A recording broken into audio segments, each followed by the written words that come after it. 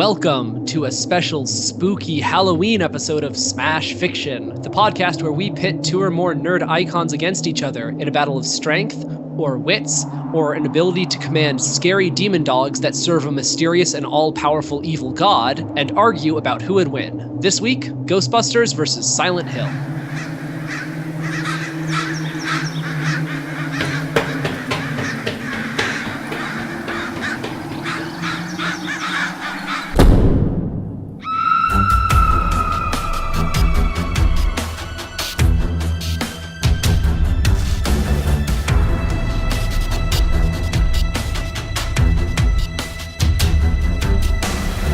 In the some ambiguous number of years since their formation, the Ghostbusters have had their ups, they've had their downs, but honestly, things have been going pretty well for them for a while now. New York is more spook-free than ever, and it's been quite a long time since they've had to face an enemy worth making a movie about. And honestly, the second biggest thorn in their side for a while now has been boredom, wanting a challenge that's really worthy of their paranormal investigatory skills. And the biggest thorn in their side has been Walter Peck, former EPA agent and current head of the Paranormal Contracts Oversight Commission, or PCOC. Fuck that guy.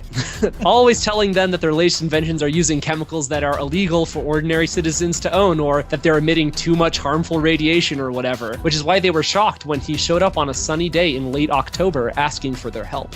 He tells them that there have been some strange and unexplainable events that have been rumored to be occurring recently in the town of Silent Hill, Maine, as in supernatural type stuff. Unnaturally thick fog that seems to have a mind of its own, visions of rusty hooks and chains hanging down from the sky, or blood-stained grates covering the ground, whispers of a strange religious cult known as the Order, and, most peculiar of all, a big beefy man with a pyramid for a head.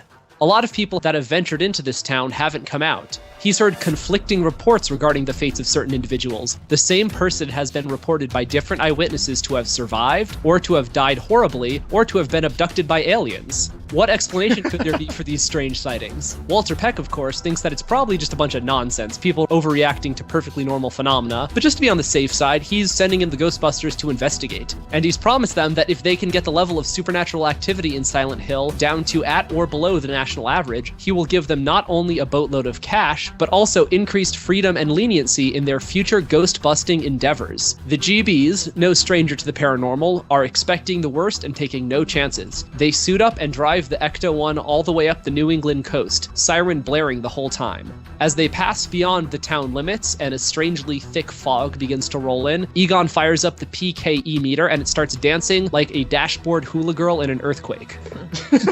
The Ghostbusters know that they are about to have the fight of their lives on their hands, but can they do it? Or will the nameless horror of the most haunted town in the contiguous United States claim yet another victim? I have no idea, which is why I, Colin Mulcairn, am going to be your impartial judge this week. Advocating for Team Ghostbusters is Miles Schneiderman. I ain't afraid of no pyramid head. And Dan Mulcairn. There is no Dan, only Zool. Advocating for Team Silent Hill is Liz Logan.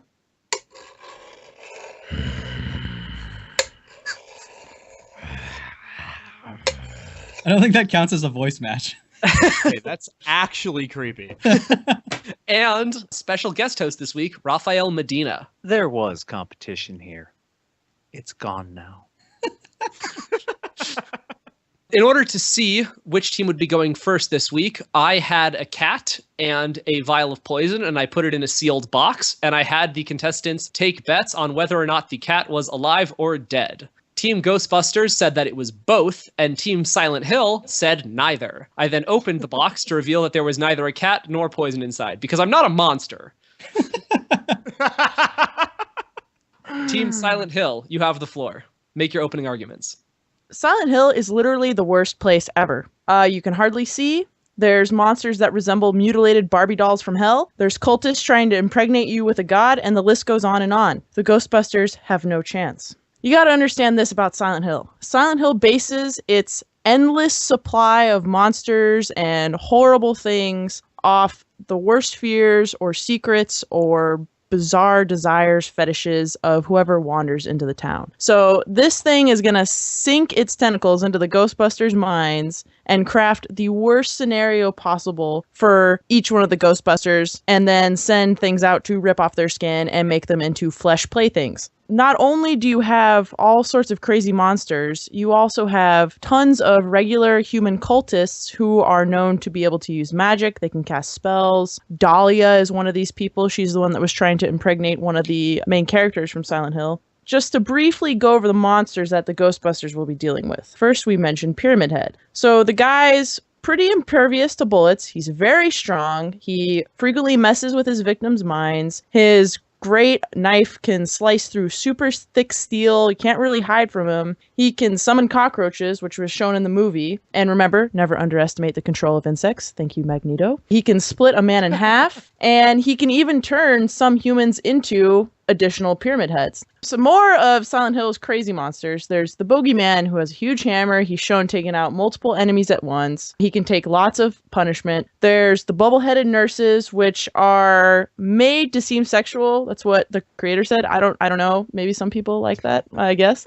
But let me tell you, I can totally imagine, maybe Venkman being like, ooh, ladies, all right. Yeah, let's get on that. There's air screamers who can fly. They're really loud. They're dive bombers. There's gray children who resemble children, and they're horrible and disgusting, and they like to hide in dark places. I just can't see how the Ghostbusters would be able to deal with all sorts of these monsters. And there's also the ferals, the wild dogs that will come out, and they're really fast and attacking. And the Ghostbusters aren't the most smooth guys. Takes them quite a while to just handle one supernatural force, so I don't see how they're going to be able to handle all these different things being thrown at them at once, especially since these monsters are actual flesh and blood. When you see the protagonists taking on these monsters, like if they shoot them or whatever, they absorb the bullets and they bleed, but they still keep coming. It's not like it actually stops them. And just to continue on with how are the Ghostbusters going to handle these situations? A lot of Silent Hill revolves around solving puzzles or finding keys in low visibility, low light. And the Ghostbusters don't really have any equipment to help them with this. Sure, maybe their goggles can help them identify some ghosts and things like that. But Silent Hill is always shrouded in fog, in darkness. They're just going to be bustling around. And, a lot of Silent Hill revolves around hiding from these monsters because they're so powerful. I don't see how the Ghostbusters are going to hide with their huge proton packs in some closet and be like, oh my god, let's hide, guys. Oh wait, I just got snagged on something with my huge ass power cord.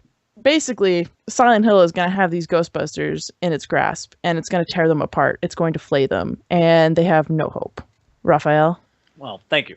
First off, as has been explored, the Ghostbusters themselves aren't exactly the most adept of people. Certainly, a lot of the protagonists in Silent Hill are somewhat made to be everymen. However, we also need to consider the backstories of these particular individuals. James Sunderland, murderer. Kind of knows something a little bit about violence here and there. Heather/Cheryl Mason, I don't remember what her last name is in Silent Hill 3, but she is raised knowing that these monsters are going to be after her. And so she's always got to be aware and she's got to be prepared. Alex Shepard, a man who is raised with military backgrounds. Yeah, he's supposed to be an everyman, but he's been raised with a military mindset which aid him in getting through his journey. The Ghostbusters, though very much intellectually engaged with the supernatural, are a bunch of goobers when it comes to actually fighting them. I think the term is Slimers. Yes, get it right. Yes, Slimer was ejected from some supernatural paranormal nostril. And, Phrasing. But, yeah. So This is not the Archer episode. Are we not doing phrasing anymore? So, for example, these Ghostbusters, knowing that that is what they're going to face, still do not do it with a high level of understanding and self-dignity when handling the various supernatural occurrences, i.e. Slimer. It takes all four of them to take, and I guess I should get my shot ready now. In D&D is a level what slime ghost monster? It takes all four of them. What monstrous manual is that in? I'm pretty sure There's a it's Ghostbusters template. role-playing game. We could look up some stats. I'm sure we can. I have no idea. But let's not. Here we have Slimer, a very basic, otherwise non-malignant entity. All Slimer wants to do is just go and have a buffet at other people's expense. And it takes all 4 of them, and it bowls over Peter Venkman, who, out of all of them, is definitely the reason why they get called to Silent Hill, let's be honest. And it bowls over him. They don't even know what to do. You've got these guys going to their missions, and they have a bunch of gear and equipment, and they've also, been able to go to Ecto 1. Here's a problem that they're going to have going into Silent Hill, is that a lot of their tools aren't going to be effective against the sort of monsters they're going to face in Silent Hill. Silent Hill doesn't have ghosts per se. Yeah, there are some ghosts, but most of their enemies, most of the opponents are going to be demons, and they're not going to be just kind of casual hauntings like they're used to facing. Yeah, they've got Gozer the Gozerian and Vigo, the list of adjectives that they go through on Ghostbusters 2. I don't care to go through Carpathian, I believe. The Vigarian, It is I the believe is what it Carpathian. was. The Carpathian, No, it's the Carpathian, the Destroyer, all kinds of other things. Yeah, they go through a couple of malevolent ghost entities, which, just like with the other ghosts, takes them all of their efforts. That's great. The problem is, they're not fighting ghosts in Silent Hill. They are fighting, effectively, hellspawn, flesh and sinew blood demons. We have no reliable source as to what happens to a physical entity when it is exposed to a proton pack. I will give them this. In the Ghostbusters 2, they're able to reverse somebody's negative feelings with positively charged Pepto-Bismol on, Ghostbusters 2, The Adventure of the Ill-Tempered Pepto-Bismol. And I they... believe that was the working subtitle. I know, and they really should have kept it if you left it. No. Yeah, I think so too. But the thing is, this has to affect physical entities that have any sort of positive vibes within them. That's not a problem in Silent Hill. These are purely malevolent entities born of the, I don't want to say sinners because then it sounds a little too religious, but the punished, let's say. The punished that get called there, the entities generated therein are catered to them. And that's also an issue that comes into play within Silent Hill. Essentially, the Ghostbusters all have to team up in order to get one guy. The problem is, in Silent Hill, you are never really paired with anybody that you're there to work with. You're either paired with people who are to be punished similarly to you, and even then, the situation is different between the 2 people who are experiencing the same level of Silent Hill, i.e. James and Angela in Silent Hill 2. Because even though they are evidently in the same version of Silent Hill, Angela experiences it differently than James does. Angela is tormented by the fact that she killed her abusive father, and her version of Silent Hill has different monsters and is experienced in a burning environment. Everything around her is burning, whereas James experiences it differently, where he sees something in its pristine and then sees it as it is being dilapidated. I would suggest that that would also say that, depending on the various Ghostbusters, that their experiences and their particular dark secrets, Venkman, would cause them to experience Silent Hill differently, if not break them up entirely. So basically, don't expect them to cross streams anytime soon, because they won't even have an opportunity to probably be facing the same monster to even get that done. And it's shown that, when they defeated Gozer at the end, they were only able to defeat him, all 4 of them together, concentrating their power on them. That's probably not going to happen when they're in Silent Hill, and Silent Hill is in each one of their individual minds. It is their own private hell, and attempting to purge Silent Hill is like an attempt to purge heaven, hell, purgatory itself. It is a plane of existence and not necessarily a location, as can be seen in, say, Silent Hill 4, which extends its influence to Ashfield in Silent Hill 3, where wherever Harry is trying to hide both himself and Cheryl, Heather, Shetherl, whatever you want to call her, it finds them. And it can manifest its will outside of a physical plane. All right, good opening arguments from Team Silent Hill. Let's toss it over to Team Ghostbusters and see what they have to offer. Team Ghostbusters, take it away. Before I deliver my opening arguments, I'd like to go ahead and formally state that I take exception to the judges denying my request to forego my normal opening arguments and instead play the entirety of a certain 1984 Ray Parker Jr. song. History will be your judge, Colin. So here's the thing. On your own head be it.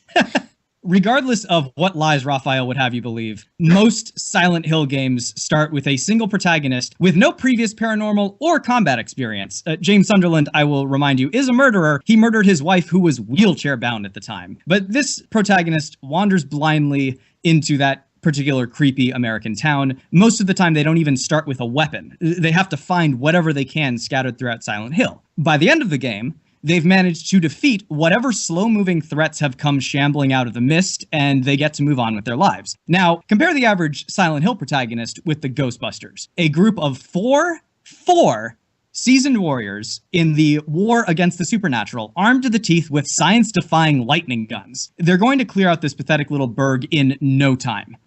So each Ghostbuster comes equipped with a proton pack, a nuclear particle accelerator that fires off a highly destructive stream of protons. This device was originally intended to capture spectral entities, but it's shown throughout the movies, cartoons, and video games that this beam is extremely effective against physical targets as well. The proton pack will not only allow the Ghostbusters to instantly cut enemies to pieces, it'll also help them get through all those super annoying locked doors that slow down your average Silent Hill hero. I mean, they could probably just blow holes in the walls and ignore the maze-like layout of Silent Hill's buildings altogether. Even if the monsters of Silent Hill prove resistant to the Ghostbusters' usual gadgetry and tactics, the Busters are experts at adapting their existing technology to deal with new types of foes. They once even adapted their proton packs and ghost traps to trap and contain criminals. That is to say, human beings. Whether they're corporeal or ethereal, the monsters are going in the trap. The enemies of Silent Hill are undoubtedly the stuff of nightmares.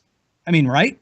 They're the centerpieces of one of the most successful horror video game franchises of all time. They have to be scary. Let's take a look at that. So there's the nurses, which are clumsy, slow-moving enemies that have to get close to you to hurt you. There's the mannequins, which are clumsy, slow-moving enemies that have to get close to hurt you. There's the gray children, which... Hang on. There's the lying figure, there's the abstract daddy, there's the straitjacket. All of these guys are just clumsy, slow-moving enemies that have to get close to you to hurt you. Even freaking Pyramid Head falls into this category. That might be scary for lone victims dealing with limited ammunition, but these are the Ghostbusters that we're talking about here. Even the so-called air screamers, which are enemies that can fly at a light jogging pace, are still big, easy targets whose incredibly loud wing flaps you can hear coming from down Bradbury Street. Furthermore, Silent Hill's monsters are sometimes an outward manifestation of the inner thoughts of those that wander into the town. Guess what? The Ghostbusters have already dealt with that sort of thing. Gozer the Gozerian decided to base his earthly form on the thoughts of Ghostbuster Raymond Stantz and ended up turning into the Stay Puft Marshmallow Man. If the Silent Hill inhabitants go looking for the Ghostbusters' inner demons, they'll find themselves changed into inexplicable marshmallow sailors that the Busters will have no problem turning into s'mores. In the cartoon, Extreme Ghostbusters, it's revealed that the Ghostbusters were so good at their job that they eventually put themselves out of business. Bad for their long-term plans, but they just can't help it. Bustin' makes them feel good. If they could clean out New York City, some tiny blip on the map in New England won't even make them break a sweat. In addition to their highly advanced equipment and technical know-how, the Ghostbusters have three primary advantages over pretty much every protagonist from the Silent Hill games that should allow them to clear out this literal ghost town without too much trouble. First of all, the most prominent aspect of Silent Hill, as the Silent Hill team has already mentioned, it's the entire point of the game, is fear. Silent Hill is terrifying, from its oddly shaped inhabitants to its frequent transitions into gruesome parallel dimensions. It's no wonder that the regular people who have to go through this experience have a really hard time coping with the horrors that the town has in store for them. But the Ghostbusters, while I would never make the claim that they are like totally immune to fear, are much less likely to succumb to the terror engendered by Silent Hill. This is a function of both their personalities and their experience. Even when faced with situations and opponents that are completely over-the-top insane, the Ghostbusters tend to greet everything they encounter with a shrug and a wry comment. For example, when the Stay Puft Marshmallow Man first appears, crashing through the streets of New York like a fluffy albino Godzilla, the first reaction of Peter Venkman is, "That's something you don't see every day." Egon basically reacts to everything with the same analytical detachment every time, and Ray is more likely to get excited by strangeness than horrified by it. Furthermore, if you look at the sheer range of the things they encounter over the course of both the movies and the animated series, there's really nothing Silent Hill can throw at them that they haven't seen before in some form or another. Possession? Check. Demons? Been there. An existential evil that threatens all existence? Yeah, that's old hat. This renders Silent Hill's most dangerous weapon, psychological terror, virtually powerless. Another way Silent Hill tends to operate on the minds of its protagonists is through familiarity and purpose. The people who go through Silent Hill are almost always people who have some connection to the town from previous parts of their life, be it Harry Mason's adopted daughter, James Sunderland and his wife viewing Silent Hill as their special place, Heather Mason's soul bond with dead Silent Hill characters, etc. This means that in addition to just being scary, Silent Hill plays on very personal fears and memories of its protagonists to an extreme degree. For example, Maria showing up in Silent Hill 2 looking very similar to James's wife Mary. It's even more prominent with the Masons, considering Cheryl and Heather both possess pieces of Alessa Gillespie's soul. Not only does this allow Silent Hill a much easier foothold for the creeping fear going into your mind, it also dictates that the protagonists of the games have very specific and very personal goals and quests which can derail and subvert their attempts at basic survival. For the Ghostbusters, it's not a problem. They have no prior connection to Silent Hill, and their mission is simple. Take down the monsters, eradicate the evil of the town, boom, done. As a result, the Ghostbusters are free to be objective and methodical in their endeavors, which is a huge advantage when it comes to dealing with the kind of horror endemic to Silent Hill. Finally, the Ghostbusters are so diverse in their personalities and skill sets that they are equipped to handle basically any challenge that comes their way. Venkman is a psychologist. Ray and Egon are scientists who complement each other extremely well, with Ray being more of the engineer who figures out how things work, while Egon is the physicist who figures out why things work. And of course you have Winston, who provides a more physical and practical array of advantages. These guys work very well as a team and have demonstrated the ability to conquer any challenge, from vampires to Valkyries to a freaking Cthulhu analog. Between the four of them, there is nothing they can't accomplish, no enemy they can't overcome, and if Silent Hill does somehow become too much for them, big deal, they can just seal the whole damn place off from the rest of reality like they've done before. All right, very strong opening arguments from Team Ghostbusters. Let's swing it back over to Team Silent Hill for some rebuttals. Team Silent Hill, take it away. All right, so I will give you this. Your Ghostbusters, your precious Ghostbusters, did take out a Marshmallow Man, a David Bowie wannabe, and a green fart. But I think you're underestimating the power of fear that Silent Hill holds for whatever poor soul that walks within its borders. Especially in the case of the Ghostbusters, because if I recall, one of the first things that they encountered was a dead librarian. And the second she turned a little bit scary, they ran with their tails between their butts. Okay? Yeah, that was mission number one. At the beginning, yeah. And like I said, after that, they defeated, some pretty funny looking things. We were like, oh, I could imagine being friends with that ghost. Maybe that's Casper the Green Fart now. I don't know. But they don't really handle lots of super, super scary, terrifying things. As Miles said, the monsters in Silent Hill are absolutely terrifying. And there's lots of them. Maybe one out of every 20 areas they go to, there'll be like a boss fight, quote unquote.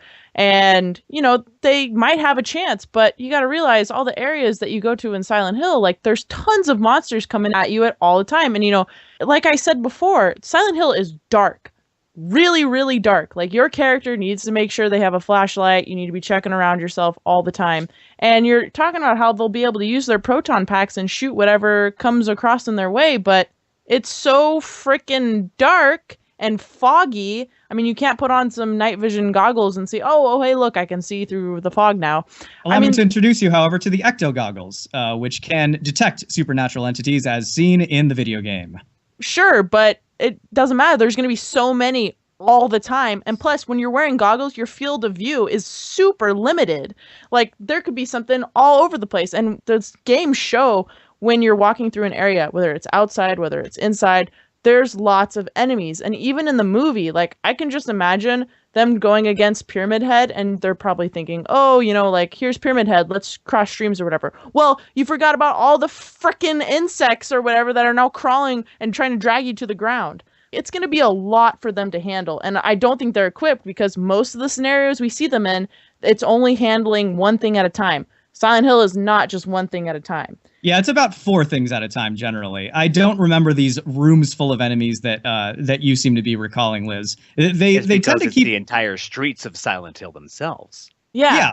And they are shuffling toward you at what could charitably be described a leisurely pace. all it takes is a light backward run to put yourself well out of harm's reach of any of those enemies. And with their PKE meters, they're actually going to be able to detect those enemies coming from a distance. They'll be too busy trying to study and analyze. Oh, what does this mean? What does this particular blood spatter mean? Oh, I guess it's just blood. It's not PKE. They'll be so busy after having defeated the one monster that it takes all four of them in order to fell. And while that's going on, you've got the rompers coming down on them. You've got the little flying screechers coming down on them. You've got the little straitjacket monsters bearing down on them. It doesn't necessarily matter that they're not, sprinting like Usain Bolt.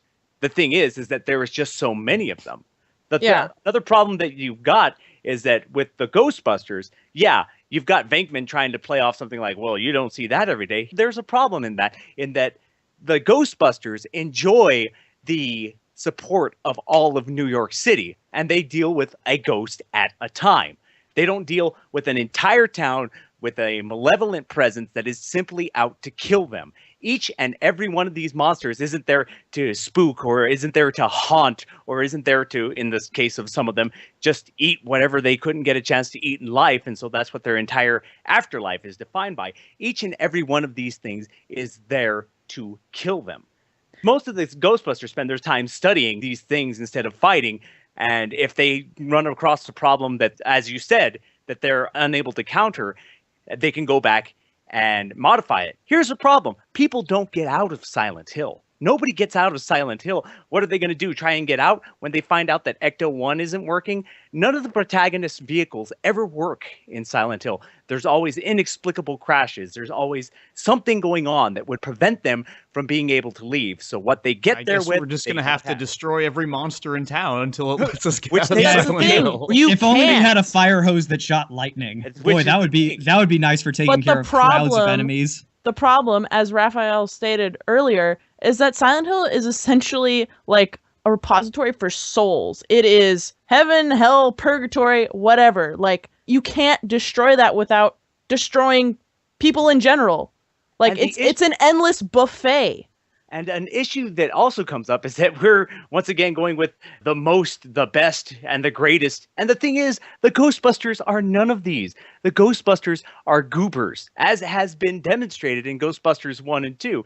And there are issues with all of the legendary stuff that they're able to do in the real Ghostbusters, which is directly contradictory to what they have in the movies. There is stuff that directly contradicts what they laid out. In Ghostbusters 2, the opening sequence indicates and is said explicitly in a very expository dialogue that both Winston and Ray wouldn't say to each other in day-to-day conversation because they would both know this, right?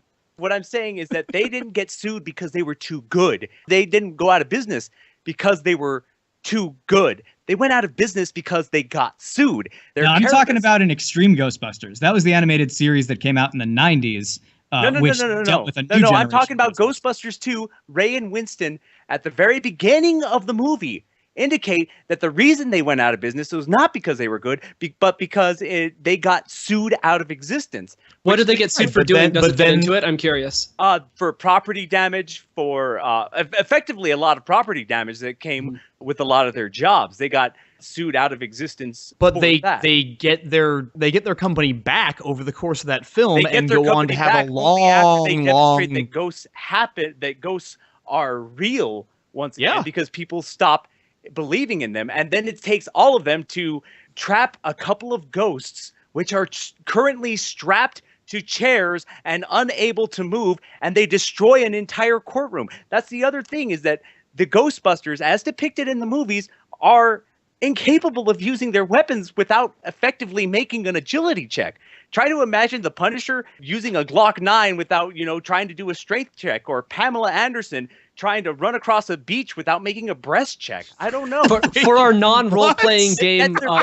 That's their very basic weapon that they've got there. Raphael. To wield it without causing a bunch of damage. So effectively, they've got to stay still while they're trying to do one monster, and it doesn't matter that, not all of them move at Mach Usain Bolt. You just need to get Pamela Anderson that they go. I think Pamela Anderson arguments need to become the new staple on the podcast. 10 out of 10. Real quick, for our non-role-playing game-playing audience, what he's referring to is a check in a role-playing game is when you have to roll dice because you are engaged in some sort of trial or difficult situation that is worth rolling dice over. So, as literally all of our listeners probably know. No, it's not common parlance outside of our subculture, so I'm just wanting to... I just wanted to bring up Alessa Gillespie, the sort of de facto leader of Silent Hill. She's one of the main focuses of all of the games in the series. And she creates horrible shit, and she has mental powers, and she's inspired by Carrie. I could easily see her influencing Venkman, perhaps, because let's remember, when Dana is possessed by Zool, Venkman goes to her apartment to say, hey, what's up? Because he's interested in getting in the sack with her. And she's acting super strange, and he's like, trying to carry on a normal conversation with her, ends up getting pulled in the bed, and it's like, okay, you're like possessed, and I didn't even realize it until the last second. I could totally see Alessa coming up to her, like she's this like pretty young woman, and Venkman's kind of like a womanizer, and she seduces him and takes him out just like that. Except Alessa would want to help them because she is traditionally the opponent of the Order in their machinations. They're in Silent Hill, and she's still kind of terrifying. She will take care of him. Another point is that you talk about Gozer and the nightmares that they have with Ray's being the Stay Puft Marshmallow Man, which wasn't in the movie. He specifically designates that as the least scary thing, which is effectively a fantasy. Because he was trying to come up with... Exactly. That's not the thing, is that Silent Hill doesn't give you a choice. Gozer, in that, just effectively sowed the seeds of his own defeat, because Samael would not give them that choice. Samael is going to take the super Baphomet-inspired demon version, and Gozer, when Gozer shoots his Emperor Palpatine lightning over at the Ghostbusters, effectively, he does a very fancy, I'm going to push you toward the edge here. Okay, Samael except has like a one-hit kill lightning strike, and none of those Ghostbusters, who have about the same level of physical prowess as Harry Mason, would be able to withstand the blows that someone like Samael or some of these other monsters would be able to do that. Samael Harry Mason, who beats Samael in the first game. Yeah, and you're talking about people. He continually moves, so if the Ghostbusters have to sit there and be like, I'm just going to hold this, and Samael isn't going to be phased by the proton pack, he's going to be able to like, okay, target, poof, you're dead, poof, you're toast, poof. They gotta stand still across stream. And the other thing is that even if they were to purge the monsters, Silent Hill would still win, because Harry Mason does not live. Harry Mason does not get out alive. He is... And that's your time, I'm sorry. No, he does not. Harry Mason absolutely gets out alive. He's not killed until 17 years later. No, but that's the thing. When they want him, and if Silent Hill wants him, it will find him. And it did, and it killed him. And you never see James leave. You never see Heather leave. You never see James leave. James canonically never does leave. Nobody gets out alive. Okay. You never see anybody leave. Hey, Raphael? Yo. Do we ever see anybody leave? I wasn't sure. Not one. All right. Team Silent Hill, you have used up your allotted time. Team Ghostbusters, it's time for some rebuttals. Most of ours. Yes. Yeah, seriously.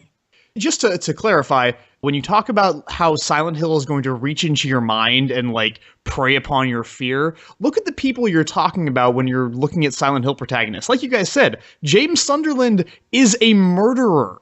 He's got so much baggage and bullshit deep down in his brain that, of course, Silent Hill is going to be able to reach out and show him a nightmarish version of himself or whatever the fuck it does. Angela killed her father, abusive or no. These are all, like, damaged people who already are close to the edge. All right? Peter Venkman. Peter Venkman's sexist, lazy, womanizer, doesn't take his job seriously, liar. Never murdered anyone. Peter Venkman's greatest fear is Sigourney Weaver turning him down.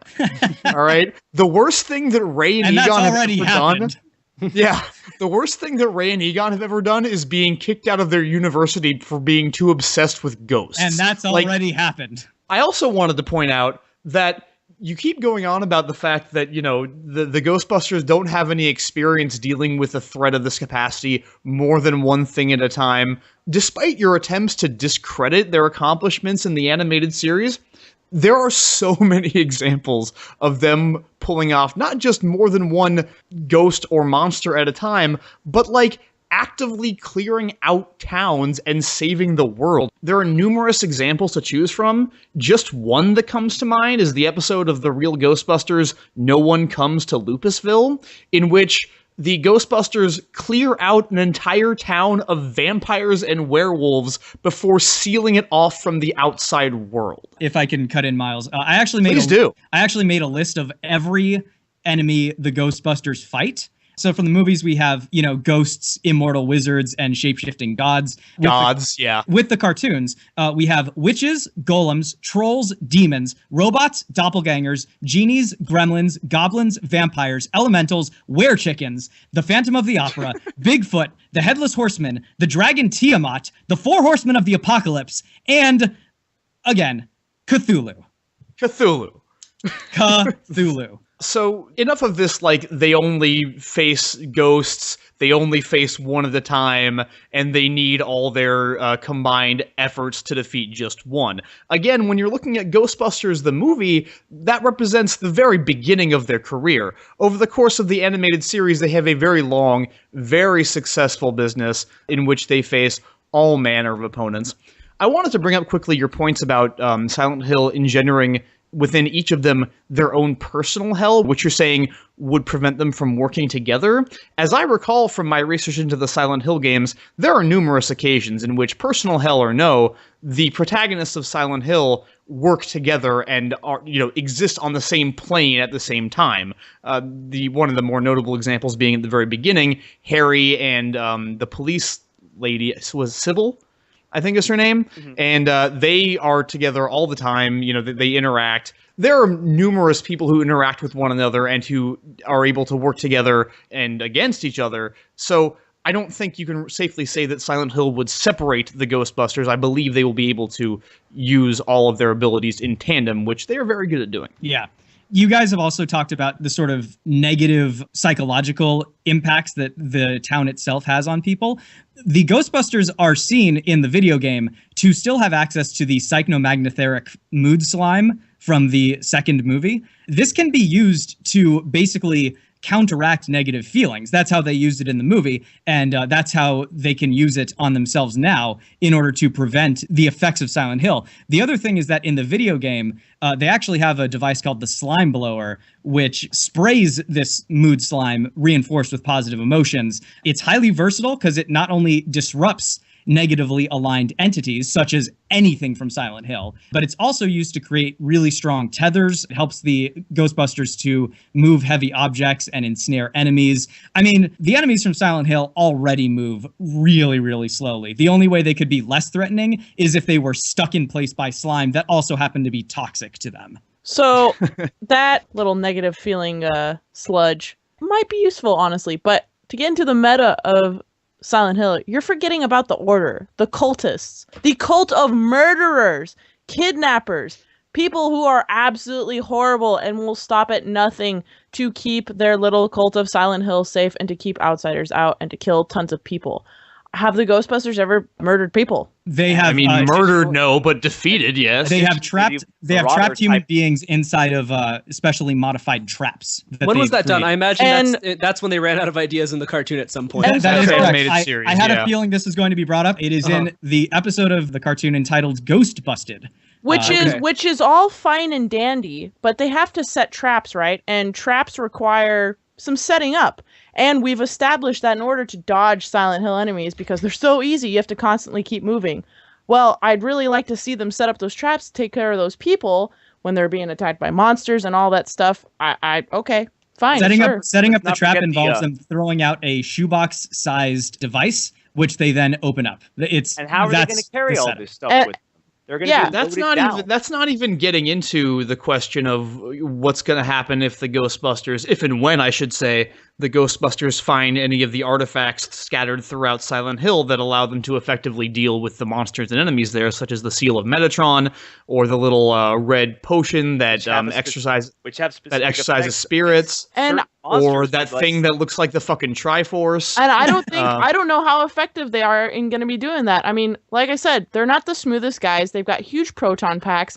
When they get into small corridors and stuff, those slow shambling enemies, they get a lot more dangerous, especially when it's super dark, when there's a lot of them in a corridor or whatever, when they're getting overrun by bugs, when Pyramid Head is slashing through a hallway, right on top of their face is a steel wall with his giant knife. They've got no chance. Last thing I just wanted to mention is the fact that the Ghostbusters have totally faced their fears before. You might dismiss the Stay Puft Marshmallow Man as Ray kind of trying to downplay and come up with something that wouldn't be harmful. But again, in the animated series, they actually face their own evil doppelgangers at the very beginning of the animated series and defeat them. Again, these guys, there's nothing they haven't gone up against that Silent Hill can throw at them, aside from maybe a guy with a pyramid for a head, and that's just a guy with a pyramid for a head. All right, so with that, I think that it might be time. What's it time for? I forget. If there's something that we do around this time, let me... Final judgments? Oh, what's this?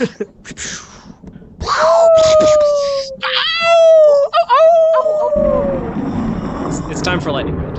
All right. Halloween lightning round. Halloween lightning round. Extra spooky Halloween lightning. Okay. In under 5 minutes. Walter Peck with Peacock, not very trusting of the Ghostbusters, decides that after they've been gone for a couple days, cleaning stuff out in Silent Hill, that he's not willing to trust them and let them take care of things at their own pace, and he decides that it's time to employ the new and improved militarized wing of Peacock, which is a bunch of men and women armed with traditional sorts of weapons, you know, pistols, shotguns, basic kind of SWAT team level gear, and bring them in as the cavalry to come save the Ghostbusters' butts. So there are a ton of new people that arrive on the scene, all of them armed with weaponry and have some level of military training, but all of them are handpicked by Walter Peck as all of his yes men, and of course none of them believe in the supernatural. So with this new waves of people milling about who will ostensibly be trying to help the Ghostbusters, but may in fact end up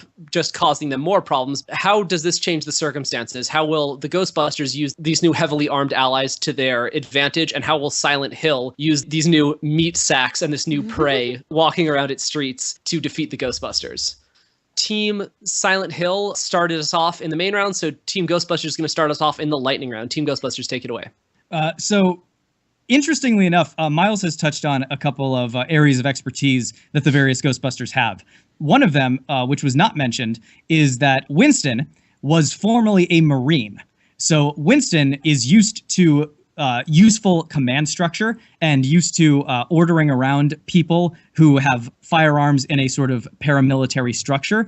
He can easily take control over these various, individuals with their weaponry who, once they step foot in Silent Hill, will be looking for a strong leader to tell them what to do as soon as they see the first ineffectual but kind of scary dude in a straitjacket come shambling out of the mist.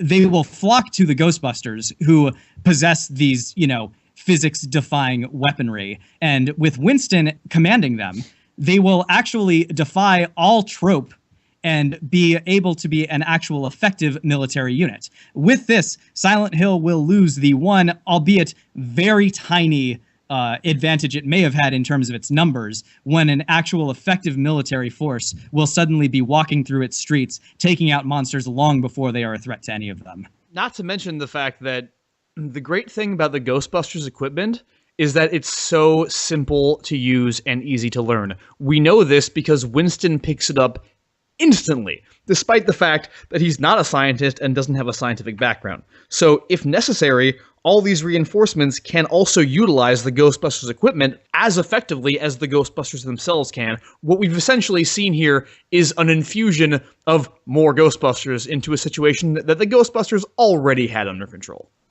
Team Silent Hill, what do you have to say in response to that? I don't know where the Marines are getting extra proton packs from when the Ghostbusters haven't left Silent Hill, and the guy... Ecto 1. The vehicles do not function in Silent Hill. They don't need to. They have extra proton the packs trunk in the opens. vehicle. Yes.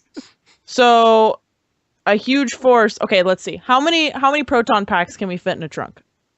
4, 5, maybe?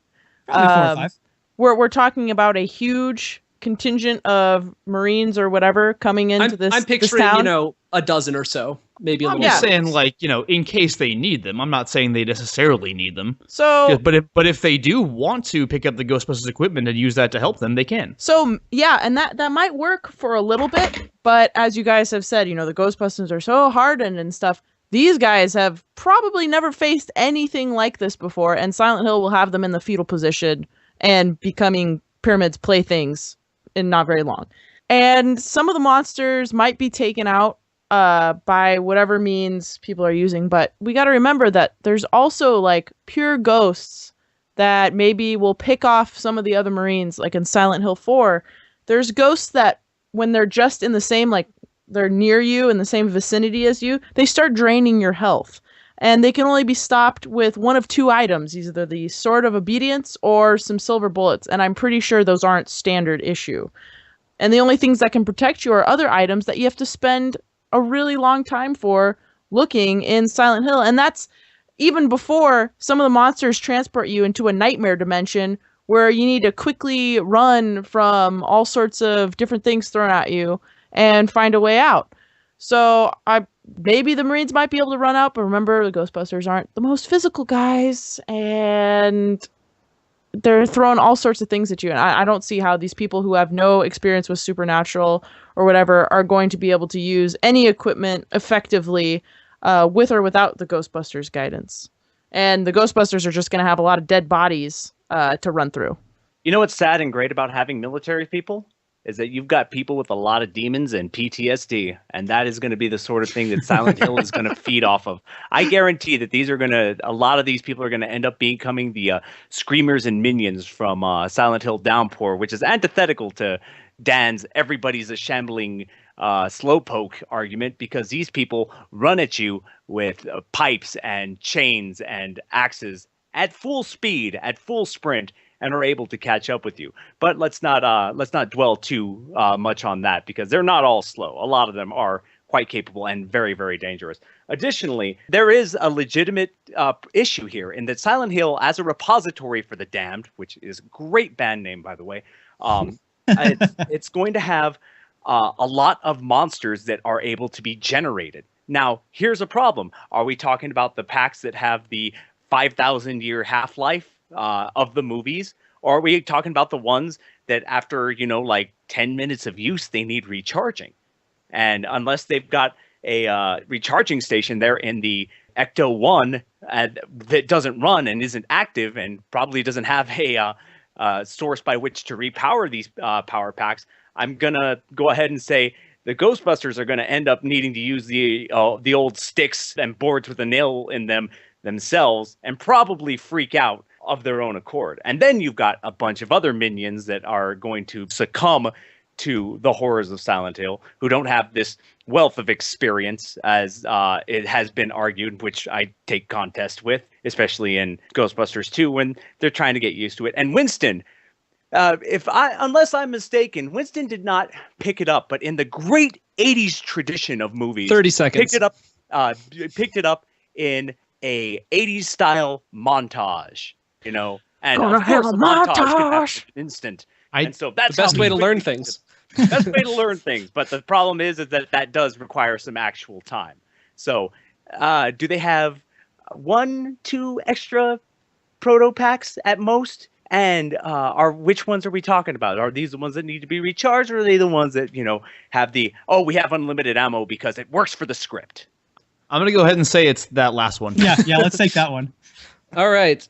So that wraps up the lightning round. Good arguments made. You've all given me a lot to think about. I'm going to retire to my quarters for a few minutes. Please talk amongst yourselves. So, damn all of you for making me learn more about Silent Hill. Silent Hill Just is gonna say that right amazing. off the bat. Silent Hill 2 is still easily one of the best video games I've ever played in my life. Absolutely. Yeah. I Well, remember. you know what? It's scary. That's all I'm going to say. I see. Yeah, that it is. I'm Remember, not gonna argue there. I got freaked out by the fucking haunted house and Vampire the Masquerade Bloodlines, man. Like I'm really good with horror movies, but when you make it interactive, I'm out. Hey, that house in Bloodlines is no joke. That's the man. best haunted house I've ever seen in a video game. That's actually a good point. Yeah. I feel the same way. Movies, whatever. Video games, ooh. Between Pyramid Head and Nemesis, oh my god. I think it's the whole Avatar situation, and that you Yeah. end up physically identifying with that person. But I never yell at me when I'm getting killed on screen. I'm always yelling at the character. But then I do something good, and I give all the credit to me. Look at how genius I am. God damn it, James. Cut your shit. Why do you suck? I'm glad, by the way, Raphael, that you at long last brought up the board with a nail in it from Silent Hill 2, because I was going to. Yeah, I was going to if no one else did. Still the best weapon in any video game. It's the standard by which all melee is judged, I believe. Indeed. Wah! Grand entrance. I'm back from my chambers. That was grand. It was. I need to put theme music behind that. One might even say resplendent. Okay, so y'all gave me a lot to think about, and I thought about it. I think that Team Silent Hill has proven that Silent Hill will be a very mighty challenge indeed for the Ghostbusters to overcome, something worth making another Ghostbusters movie about. But you will notice that I said it would be a Ghostbusters movie and not a Silent Hill movie. And Because thus, the Silent Hill movies are awful. That is true. all right, it would be a Ghostbusters makes movie really and not a much Silent movie. Hill video game. Implying that it would lean towards being more lighthearted, and that in the end, our brave heroes, the Ghostbusters, would prevail over the unnameable horrors of Silent Hill. That is correct. Yes, they would. Yes, they would. Yeah, you put forth some good arguments, Team Silent Hill. The Ghostbusters did a pretty good job this time, but still made some very, very strong arguments. The argument that the Ghostbusters would cause a lot of property damage, I don't really think that'd be a problem. I think they can cause all the property damage they want, and that won't impede them. I mean, the guy from the EPA is going to get upset because it's going to make it less of a nice tourist destination, and they're going to have to do some more work repairing it. But, the goal is to kill all the ghosts and not keep the town pretty. So, nice job, everybody. Good arguments made all around. Thanks, Raphael, for joining us. Yeah. Yeah, thanks, Ren. Thanks for listening to Smash Fiction this week. Join us next week when our episode will be Buffy versus Blade.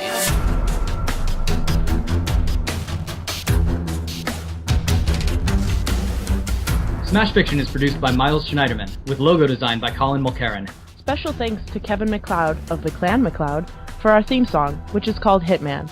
You can find his works at www.incompetech.com. You can follow Smash Fiction on Facebook at facebook.com/smashfictionpodcast and on Twitter at smashficpodcast. Find us on iTunes, and if you leave us a good review, we shall become more powerful than you could possibly imagine. If you have any suggestions, feedback, or other contributions, send them to us at smashfictionpodcast@gmail.com and help us continue the fight.